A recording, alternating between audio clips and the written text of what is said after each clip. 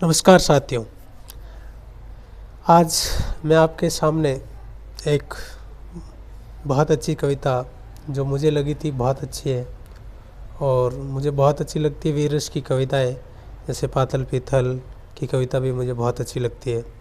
तो एक कविता आज पढ़ी थी मैंने, मुझे बहुत अच्छी लगी थी, तो मैंने सोचा था कि उसका पाठ करके आपके सामने भी बताऊं और आप ये पूरी सुन के बताना कि आपको ये कविता कैसे लगी।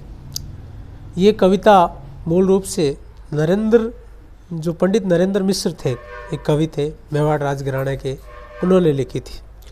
और उन्होंने इस कविता में माँ पद्मनी और गोरा बादल की जो वीर गाथा थी उसको इसके अंदर जिक्र किया गया।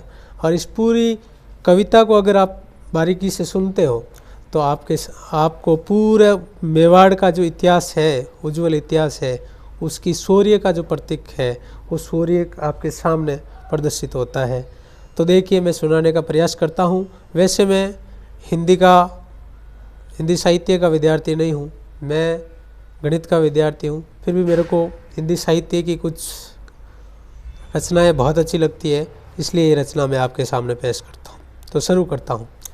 कविता का शीर्षक है पद्मनी और गोरा बादल और लिखी गई है कवि पंडित नरेंद्र मिश्र के द्वारा। तो देखो, दोहराता हूँ सुनो रक्त से लिखी हुई कुर्बानी, जिसके कारण मिट्टी भी चंदन है राजस्थानी, जिसके कारण मिट्टी भी चंदन है राजस्थानी। रावण रतन सिंह को छल से कैद किया था खिलजी ने। रावण रतन सिंह थे चित्तौड़ के महाराणा, उनको छल से कैद कर लिया था। खिलजी आया था उनके घर मेहमानबाजी करने और मेहमानबाजी करते हुए रावल रतन सिंह जी खिलजी को छोड़ने के लिए बाहर तक जाते हैं, जैसे राजस्थान की परंपरा है मेहमानों को बाहर तक छोड़ने की, उस तरीके से वो गए थे और वहाँ बाहर गए थे, बाहर से ही उनको छल से कैद कर लिया था। तो उसके आगे क्या होता है उस कथा को बताता है। रावल रतन सिंह को छल से कैद किया खिलजी ने, कालजयी मित्रों से मिलकर दगा किया खिलजी ने। खिलजी के चित्तौड़ दुर्ग से एक संदेशा आया, खिलजी का चित्तौड़ दुर्ग में एक संदेशा आया, जिसको सुनकर शक्ति शौर्य का फिर अंधियारा छाया।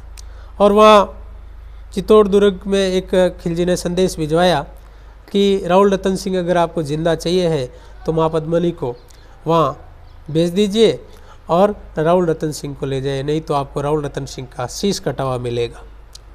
तो ये जब संदेश आया था तो चित्तौड़ में क्या हरकत हुई, तो उसके बारे में देखो क्या लिखा है।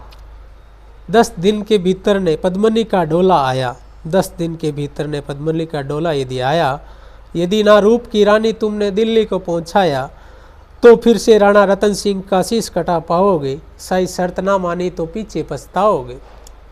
ये दारुण स्वाद लेर सा दौड़ गया रणभेर में, ये बिजली की तरह क्षितिज की फैल गया अंबर में। महारानी हिल गई शक्ति का सिंहासन डोला था, महारानी हिल गई शक्ति का सिंहासन डोला था सतीत्व मजबूर। और जो रानी पद्मनी का सतीत्व मजबूर हो गया था कि अपने पति को छुड़ाने के लिए वो क्या करे, था सतीत्व मजबूर। जुल्मी विजय स्वर में बोला था, जो जुल्मी अलाउद्दीन खिलजी था वो विजय स्वर में बोल रहा था कि अगर आप रानी पद्मनी को यहाँ नहीं सौंपेंगे तो हम आपके रावल रतन सिंह जी को नहीं छोड़ेंगे। तो कहते हैं, रुष्ट हुए बैठे थे सेनापति गोरा रणधीर। रावल रतन सिंह जी के 2 सेना में बहुत ही 2 महान योद्धा थे, गोरा और बादल। गोरा काका थे और उनके भतीज थे बादल। जो गोरा और बादल अलाउद्दीन खिलजी ने जो पहले एक चाल चली थी, तो उन्होंने कहा था कि हम रानी पद्मनी को देखना चाहते हैं। तब गोरा ने कहा था कि ये सही नहीं है। तो दूसरी बार उनका खिलजी का संदेश आया था कि हमें सिर्फ आप शीशे में दिखा दीजिए। तो रावल रतन सिंह जी ने वो संदेश मान रहे थे। तब गोरा ने मना किया था कि सर कि हम रानी पद्मनी को उनको शीशे में ही क्यों दिखाएं। तो रतन सिंह जी थे, उन्होंने गोरा को फटकार लगा दी और कहा कि गोरा तुम राजनीति नहीं जानते हो, और ये राजनीति में जब उनके पास बड़ी सेना है, हमारे पास थोड़ी कम सेना है, तो इस राजनीति करने में कोई दिक्कत नहीं है, तो तुम तुच्छ हो और राजनीति नहीं जानते। तो ऐसे कहा था तो गोरा नाराज हो गए थे और गोरा रतन सिंह का जो चित्तौड़ घराना था वो छोड़कर जंगलों में चले गए थे। तो जब वापस चित्तौड़ पर संकट आया तो गोरा बादल की रानी पद्मिनी को याद आई थी। तो कहते हैं, रुष्ट हुए बेटे थे सेनापति गोरा रणधीर, जिनसे रण में बेखाती थी खिलजी की शमशीर। अन्य अनेकों से मेवाड़ी योद्धा रण छोड़ गए थे, रतन सिंह की संधि नीति से नाता तोड़ गए थे। और रतन सिंह जी ने जो संधि की थी उससे नाता वो तोड़कर चले गए थे। पर रानी के प्रथम वीर गोरा को खोज निकाला। फिर रानी उनके खोज में गई थी तो उनको एक जंगल में एक पेड़ के नीचे गोरा सिंह और बादल सिंह और वो वीर योद्धा वहाँ बैठे हुए मिले थे। रानी ने प्रथम वीर गोरा को खोज निकाला था। वन वन भटक रहा था मन में तिरस्कार की ज्वाला। वन वन भटक रहा था मन में तिरस्कार की ज्वाला। गोरा से पद्मिनी ने खिलजी का पैगाम सुनाया। गोरा से पद्मिनी ने खिलजी का पैगाम सुनाया, मगर वीरता का अपमानित ज्वार मिट न पाया। जब माँ पद्मिनी ने कहा कि खिलजी ने इस तरीके का संदेश भेजा है तो गोरा अपमानित हुआ था, तो वो उसको भूल नहीं पाया था। तब उसने एक बोला मैं तो तुच्छ हूँ राजनीति क्या जानूँ। जब उसने कहा था राउल रतन सिंह जी ने कि तुम तुच्छ हो राजनीति कुछ नहीं समझते हो, तो वापस कहा था कि मैं तो तुच्छ हूँ राजनीति क्या जानूँ, निर्वासित हूँ राजमुकुट का हट कैसे पहचानूँ। और वहाँ से घर से निकला हुआ हूँ, आपका उस हट को कैसे पहचान सकता हूँ। बोली पद्मिनी, जब रानी पद्मिनी बोलती है, बोली पद्मिनी समय नहीं है गोरा क्रोध करने का, अगर धरा की आन मिट गई तो घाव नहीं भरने का। दिली गई पद्मिनी तो पीछे तुम पछताओगे, दिली गई पद्मिनी तो पीछे तुम पछताओगे। जीते जी राजपूती कुल को दाग लगा जाओगे, जीते जी राजपूती कुल को दाग लगा जाओगे। राणा ने जो कहा किया माफ करो सेनानी। रानी पद्मिनी कहती है राणा जी ने जो किया उसको माफ कर दो सेनानी। ये कहकर गोरा के कदमों में झुकी पद्मिनी रानी। तो रानी पद्मिनी उसको नमस्कार करने लगी कि राणा जी की जो कहा उसके लिए मैं माफ़ी मांगती हूँ। तब एकदम जब रानी पद्मिनी गोरा के सामने माफ़ी मांगती है तो गोरा का मन भराया कि ये क्या हो रहा है। तो वो बोलता है ये क्या करती हो। गोरा पीछे हटकर बोला और राजपूती गरिमा का फिर धधक उठाता सोला। और उसने रानी पद्मिनी के लिए क्या वर्ड कहे थे आप सुनिए। महारानी हो आप सिसोदिया वंश की, जगदम्बा हो प्राण प्रतिष्ठा एक लिंग की, ज्योति अग्नि गंधा हो। ये शब्द गोरा ने रानी पद्मावती के लिए यूज किया था।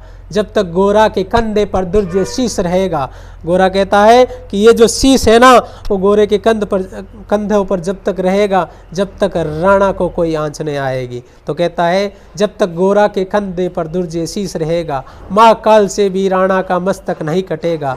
आप निश्चिंत रहो महलों में समर करो भवानी, और खिलजी देखेगा केसरिया तलवारों का पानी, केसरिया तलवारों का पानी। राणा के सकुशल आने तक गोरा नहीं मरेगा, एक पैर तक सर कटने के बाद भी युद्ध लड़ेगा। और कहता है कि राणा अगर सकुशल तक जब तक नहीं बचेगा तब तक मैं लड़ाई करता रहूँगा, और अगर मेरी धड़ से अगर सर भी कट जाएगा तो एक पैर मतलब 3 घंटे तक मेरी धड़ भी युद्ध करेगी, जब तक मैं राणा को सकुशल आपके चित्तौड़ दुर्ग में नहीं पहुंचा देता हूँ। एक लिंग की शपथ महाराणा वापस आएंगे, महाप्रलय का घोर प्रबंधन भी रुक पाएंगे। शब्द शब्द मेवाड़ी सेनापति खाता तूफानी, शंकर के डमरू के जैसे जाएगी वीर भवानी, जिसके कारण मिट्टी भी चंदन है राजस्थानी। दोहराता हूँ सुनो रक्त से लिखी हुई कुर्बानी, दोहराता हूँ सुनो रक्त से लिखी हुई कुर्बानी। उस गोरा बादल की जो कथा है वो इस पंडित नरेंद्र मिश्र ने इस तरीके से कही। देखो आगे क्या हुआ। खिलजी के बारे में कहते हैं, खिलजी मचला था पानी में आग लगाने को, पर पानी प्यासा बैठा था ज्वाला पी लेने को। गोरा का आदेश हुआ सज गए 700 डोले, और माखूरे बादल ने गोरा सेनापति बोले। तो कहा कि अगर उन्होंने छल किया है तो हम भी छल करेंगे, और हम छल के रूप में वहाँ जाएंगे और उनसे युद्ध करके राणा को सकुशल लेके आएंगे। तो उन्होंने एक प्लान बनाया जिसमें 700 डोले तैयार किए गए, और उनमें कहा, उनको ये संदेश भिजवाया था छल से कि रानी पद्मिनी आ रही हैं और साथ में सखियाँ भी ला रही है, तो 700 डोले एक साथ आएंगे। तो उस इधर ये तैयारी हो रही थी कि 700 डोलों में क्या क्या होगा। तो देखिए, एक डोला जो मेन जो रानी पद्मिनी का डोला था, उसमें एक लोहार को बैठाया गया कि जो राणा रतन सिंह है वहाँ जेल में कैद है, तो वहाँ जो काटनी पड़ेगी, जो उनको जो सांकलें काटनी पड़ेगी, उसके लिए एक लोहार बैठाया था। और बाकी सब जो 700 डोले थे उसमें एक एक वीर योद्धा बैठा था, और वीर योद्धों को उठाने वाले, जो पालकी उठाने वाले नहीं, और उनकी जगह वीर सैनिक उस पालकी को लेकर उस तरफ जाने का इस तरीके का प्लान बना था। तो कहते हैं, खबर भेज दो खिलजी को पद्मिनी स्वयं आती है, खबर भेज दो खिलजी को पद्मिनी स्वयं आती है। स्वयं पद्मिनी ने बादल को अन्य 700 सखियां भी साथ लिए आती है। स्वयं पद्मिनी ने, बादल सिंह था जो युवा था, उसको माता पद्मिनी ने खुद तिलक किया था और उस युद्ध में भेजा था कि स्वयं पद्मिनी ने बादल को कुमकुम तिलक लगाया था, दिल पर पत्थर रखकर भींगी आंखों से विदा किया था। और 700 सैनिक जो यम से भी लड़ सकते थे, हर सैनिक सेनापति था, लाखों से लड़ सकता था, एक एक करके बैठ गए डोलों में। मर मिटने को होड़ लगी थी मेवाड़ी दल में। जो वो मेवाड़ी दल था उसमें हरेक में मर मिटने की होड़ लगी थी कि यम मरेंगे, मारेंगे, लेकिन राणा को सकुशल लौटाएंगे। तो देखते हैं, हर डोले में एक वीर था, 4 उठाने वाले, 500 ही शंकर के गण थे, 3 समर मत वाले, शंकर के गण के तरफ युद्ध के मत वाले योद्धा जो थे, जो मेवाड़ के जो 700 बेस्ट योद्धा थे, वो वहाँ लड़ने के लिए जाता है। बजा कोच का संग सैनिकों ने जयकार लगाई, हर हर महादेव की ध्वनि 10 दिशा में लहराई, हर हर महादेव की ध्वनि 10 दिशा में लहराई। गोरा बादल के अंतस से जगी ज्योत की रेखा, मातृभूमि चित्तौड़ दुर्ग को फिर से जी भर कर देखा। और गोरा बादल जब दिल्ली की ओर कुछ करने लगे तो उनको पता था कि जलालुद्दीन खिलजी के पास लाखों की सेना है और हम 700 सैनिक हैं, और हमारे जो सैनिक हैं कुछ ही दिनों में उनसे युद्ध करते हुए वीर गति प्राप्त कर लेंगे। तो उन्होंने कहा वापस चित्तौड़ दुर्ग में तो नहीं पहुंच पाएंगे, लेकिन राणा को सकुशल पहुंचाएंगे। तो अंत बार चित्तौड़ दुर्ग का दर्शन करते हैं। तो चित्तौड़ दुर्ग का दर्शन करके वो रवाना होते हैं। तो कहते हैं, मातृभूमि चित्तौड़ दुर्ग को फिर से जी भर कर देखा, कर अंतिम परिणाम चंद चढ़े घोड़ों पर शुभ अम्यानी।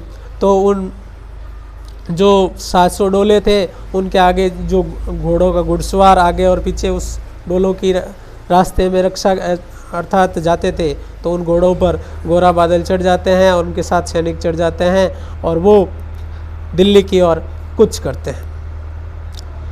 देशभक्ति के निकल पड़े लिखने वो अमर कहानी, जिसके कारण मिट्टी भी चंदन है राजस्थानी, जिसके कारण मिट्टी भी चंदन है राजस्थानी। दोहराता हूँ सुनो रक्त से लिखी हुई कुर्बानी, दोहराता हूँ सुनो रक्त से लिखी हुई कुर्बानी। जा पहुँची डोलियाँ एक दिन खिलजी के सरहद में, उधर दूत भी जा पहुँचा खिलजी के रंग महल में। और वहाँ जब डोलियाँ दिल्ली के जो क्षेत्र था उसके अंदर जा पहुँचती है, तो वहाँ से एक संदेशवाहक को भेजता है कि जो रानी पद्मिनी आ गई है, लेकिन वो एक शर्त रखती है। तो उस तरीके से कैसे शर्त रखी है, तो देखिए, जा पहुँचती डोलियाँ एक दिन खिलजी के सरहद में, उधर दूत भी जा पहुँचा खिलजी के रंग महल में। बोला शहंशाह पद्मिनी मलिका बनने आई है, रानी अपने साथ हुस्न की कलियाँ भी लाई है। एक मगर फरियाद उनकी फकत पूरी करवा दो, राणा रतन सिंह से एक बार मिलवा दो। लेकिन रानी की फरमाइश ये है कि वो एक बार राणा रतन सिंह से मिलना चाहती है, उसके बाद आपके यहाँ रहना चाहती है। तो ये एक तरह का छल, जैसे खिलजी ने छल किया था वैसे ही छल से वो संदेश भिजवाया था। तो खिलजी उछल पड़ा था, फौरन ये हुक्म दिया था, खिलजी को लगा कि रानी पद्मिनी आ गई है, तो वो खुशी से उछल पड़ा था और फौरन हुक्म दिया था कि रानी अपने बड़े शौक से मिलने दो, शाही फरमान दिया था और कहा कि उनको मिलने दिया जाए, शाही फरमान दिया था। वे शाही फरमान दूत ने गोरा तक पहुंचाया। वापस वो दूत वो शाही फरमान लेकर गोरा तक आया था। अब गोरा और बादल वहाँ रणनीति बनाते हैं, और क्या रणनीति बनाते हैं उस कविता में आप सुनिए। वैसा ही फरमान दूत ने गोरा तक पहुंचाया था। गोरा झूम उठे थे, उस क्षण बादल को बुलाया था और गोरा झूम गए थे। बस अपनी कामयाबी एक पॉइंट है जो अपना क्लियर हो रहा है।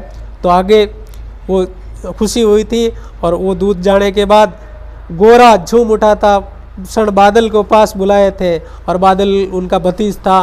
तो बोले राणा गोरा बोले थे, बोले बेटा वक्त आ गया है अब कट मरने का, वक्त आ गया अब कट मरने का, मातृभूमि में वाड़ दरे का दूध सफल करने का।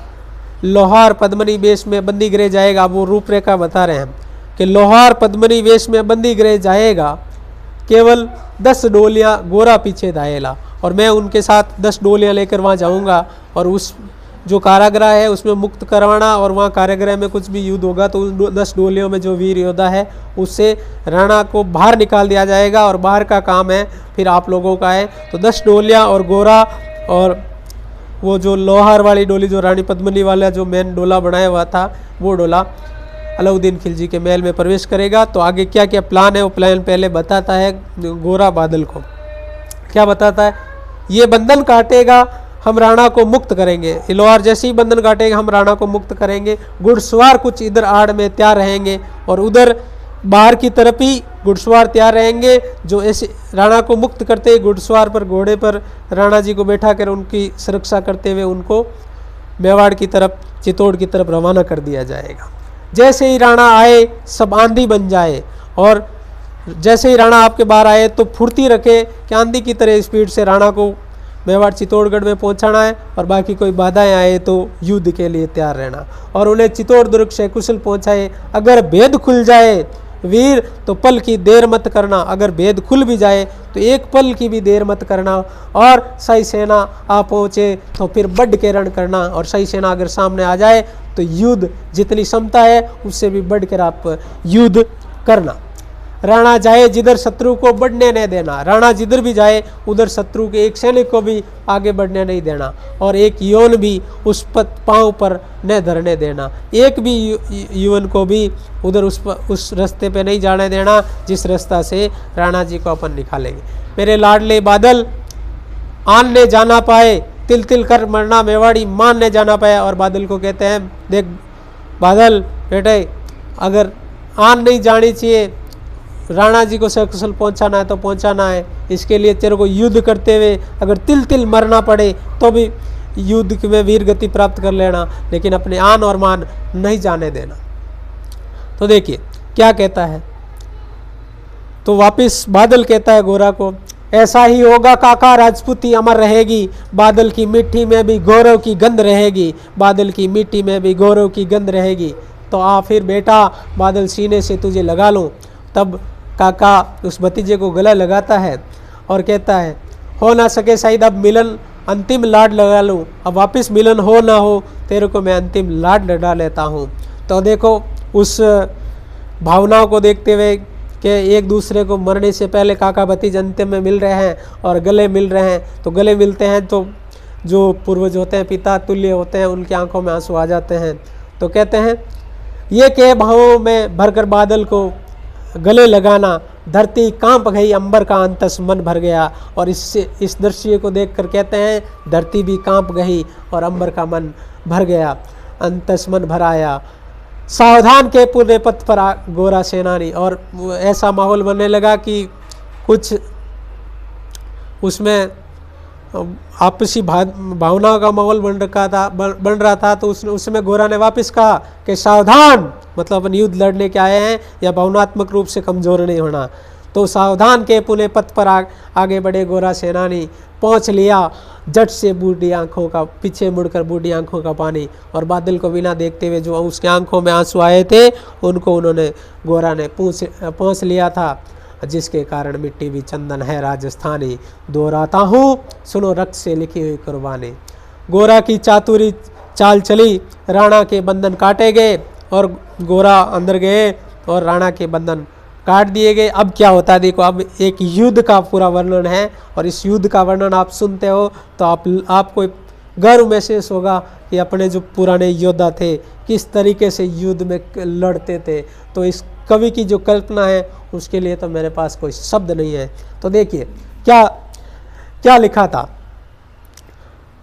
गोरा की चातुरी चली राणों के बंधन काटे, छांट छांट कर शाही पहरादारों के सर काटे। जहाँ वहाँ पहरादार थे उस जेल के, जहाँ राणा जी को कैद किया हुआ था, वहाँ उनके एक एक करके सर काटते रह गए। तो छांट छांट कर शाही पहरादारों के सर काटे। रुष्ट गए गोरा के राणा गलती पर पछताए, सेनापति की नमक हलाली देख नयन भराए।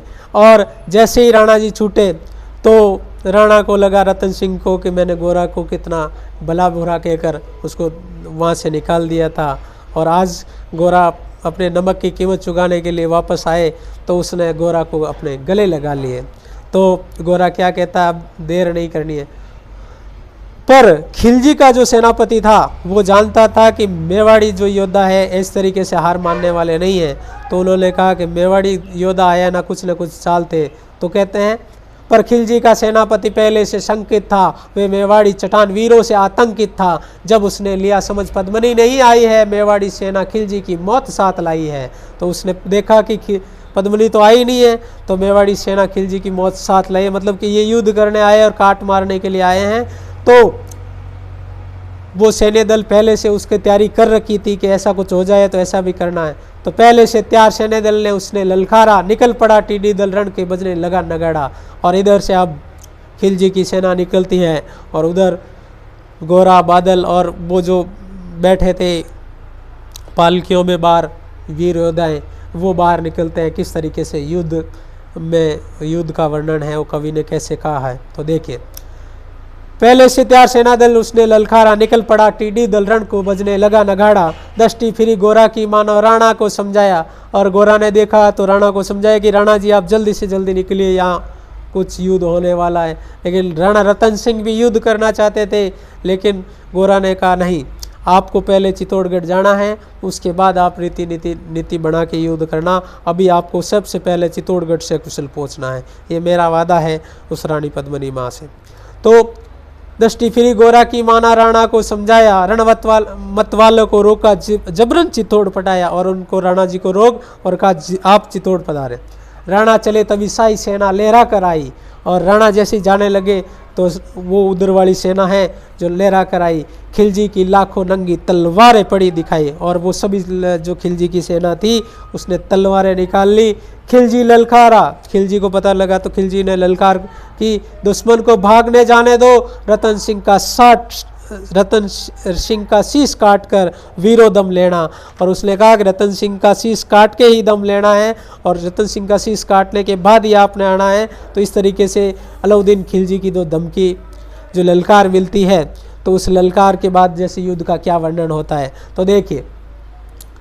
ये सुनता है तो बादल सिंह को भी गुस्सा आता है, और बादल सिंह कहता है टूट पड़ो मेवाड़ी शहरों। बादल सिंह ललकारा था, और जैसे ही बादल सिंह ने कहा टूट पड़ो मेवाड़ी शहरों, तब एक नारा निकला था, हर हर महादेव का गर्जा नभ घाटी में नारा था, जयकारा था। और जितने भी सैनिक थे उन्होंने कहा हर हर महादेव का एक नारा लगाया। और निकली डोलियां से मेवाड़ी, बिजली लगी चमकने, काली के खप्पर भरने, तलवारें लगी खटकने। राणा के पथ पर शाही सेनापति तनक बैठा था, उस पर तो गोरा हिमगिरी से अड़ा खड़ा था। और राणा जी जिधर जा रहे थे तो उधर कुछ सेना आगे बढ़ने लगी थी, तो वहाँ गोरा पहले से ही तैयार था। तो कहते हैं कि राणा के पथ पर शाही सेनापति तनक बड़ा था, उस पर तो गोरा हिमगिरी से अड़ा खड़ा था। कहा जफर से, जो सेनापति था अलाउद्दीन खिलजी का, उसका नाम था जफर। तो उसने, गोरा ने कहा था, कहा जफर से एक कदम भी आगे ना बढ़ सकोगे, यदि आदेश ना मानो तो कुत्ते की मौत मरोगे। अगर तुम एक कदम भी आगे नहीं बढ़ पाओगे, अगर मेरा आदेश नहीं माना तो तुम कुत्ते की मौत मरोगे। ठीक है। आगे क्या कहता है देखो, रतन सिंह तो दूर, तुम उनकी छाया तक नहीं मिलेगी। दिल्ली की भीषण सेना की होली अभी जलेगी। तुम रतन सिंह को लेना चाहते हो, रतन सिंह की छाया तक तुम्हें पहुंचने नहीं देंगे, और तुम्हारी सेना की होली अभी जलाएंगे हम। इस तरीके से ललकार होती है। ये कह के महाकाल बन गोरा रण में हुंकारा था, लगा काटने शीश वही समर की रक्त की धारा था। खिलजी की असंख्य सेना गोरा गिरे हुए थे, लेकिन मानो वे रण में मृत्युंजय बने हुए थे। और खिलजी की सेना से गोरा गिर गए थे, लेकिन वो मृत्युंजय बने हुए थे, सेना को काट रहे थे। पुण्य प्रकाशित होता है, अग्रिम पापों से फूल खिला रहता है असंख्य कांटों के संतापों से। इस तरह जैसे कांटों के बीच में फूल खिला हुआ रहता है, उसी तरीके से खिलजी की सेना के बीच में गिरा हुआ बादल उस तरीके से उस सेना से युद्ध लड़ता है। वो मेवाड़ी शेर अकेला लाखों में भारी था, वो मेवाड़ी शेर एका पर लाखों में भारी था। बड़ा जिस तरफ वीर उधर से विजय मंत्र पड़ता था। भीषण रण की दिल्ली की दीवारें थी, गोरा से टकरा कर टूटी खिलजी की तलवारें थी। मगर कयामत देख और अंत में छल से काम लिया। तब ये गोरा का वीर रूप देखकर जफर को लगा कि इस तरीके से तो गोरा को मार नहीं पाएंगे, तो उन्होंने छल किया था और एक सैनिक को छल से उसकी पैर काटने के लिए मजबूर किया था। तो क्या होता देखो आगे। मगर कयामत देख अंत में छल से काम लिया था। गोरा की जंग पर आरी से छिपकर वार किया था, और गोरा की जांग है पैर पर, जो छिपकर वार किया था एक सैनिक ने, वही गिरे वीरवर गोरा जफर सामने आया था। और जब ये गिरे तो एक टांग पर हो गए थे और जफर सामने आया था और शीश उतार दिया, धोखा देकर मन में हर्षाया था। और जफर सामने आया, चारों तरफ से सेना गिरी थी। तो कहते हैं वहाँ जो जफर है उसने गोरा का शीश धड़ से अलग कर दिया था।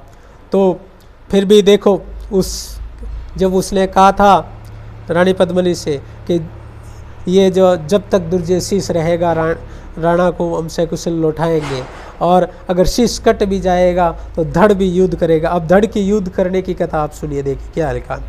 मगर वारे मेवाड़ी गोरा धड़ भी दौड़ा था, किया जफर पर वार और सिर पर गिरा हथौड़ा था। और जफर पर उसका जो गोरा का धड़ है वो सब जफर पर वार करता है, और जफर को सिर पर तलवार मारते हैं। और कहते हैं कि गोरा ने इस सर के जफर के धड़ के दो अलग अलग टुकड़े कर दिए थे। क्या जफर पर वार जैसे सिर पर गिरा हथौड़ा था, एक वार में ईसाई सेनापति का चीर दिया था, जफर मोहम्मद को केवल धड़ से निर्जीव किया था।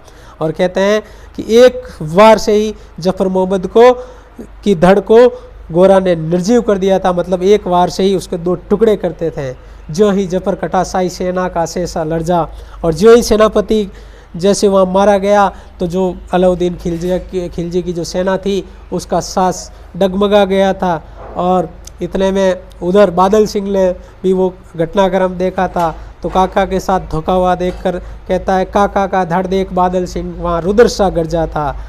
अरे कायरो नीच मांगड़ो छल से रण करते हो। और उसने कहा था, अरे कायरो तुम छल से धोखा करके मारते हो, अरे कायरो नीच मांगड़ो छल से रण करते हो, किस बुत्ते पर जवान मर्द बनने का दम भरते हो।